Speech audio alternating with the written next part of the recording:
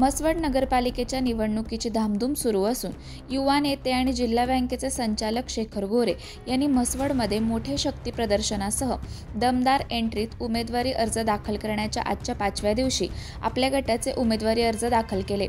म्हसवड पालिका निवडणुकीत आजपासून सुरुवात झाली। शेखर गोरे यांनी ही निवडणूक कोणत्याही परिस्थितीत लढण्याचा निर्धार करीत निवडणुकीच्या या आखाड्यात रॉयल एंट्री करत थेट नगराध्यक्ष पदासह अन्य 3 प्रभागात 6 उमेदवारांचे अर्ज दाखल केले। शेखर गोरे माणच्या राजकारणातील एक वादळ म्हणून संबोधले जाते। पालिका निवडणूक जाहीर झाल्यापासून सर्वांचेच लक्ष हे शेखर गोरे यांच्या भूमिकेकडे लागलेले होते। ते कोणती भूमिका घेतील यावर येथील राजकीय समीकरणे ठरत असल्यानेच प्रत्येकाचे लक्ष शेखर गोरे यांच्याकडे लागले होते। एकीकडे भाजप आणि विरोधी गटाचे उमेदवारांचे समीकरण जुळेना असे चित्र असताना शेखर गोरे यांनी अचानक म्हसवडच्या राजकारणात धडाकेबाज एंट्री करत पहिल्या टप्प्यात 7 उमेदवारांचे अर्ज दाखल केले।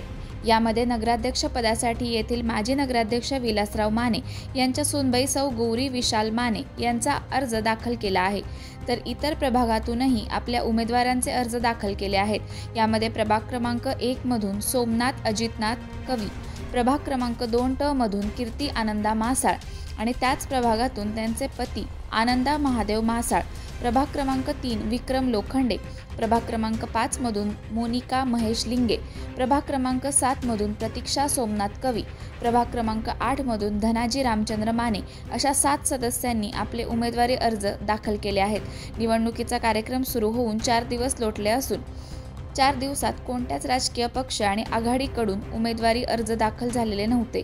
मात्र आजपासून निवडणुकीला रंग भरायला सुरुवात झाली आहे।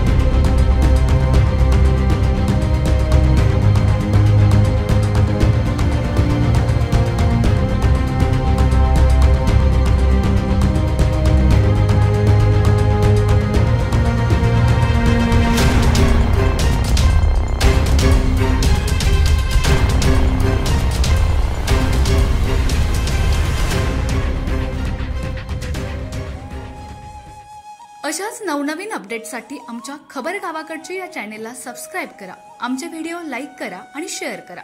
धन्यवाद।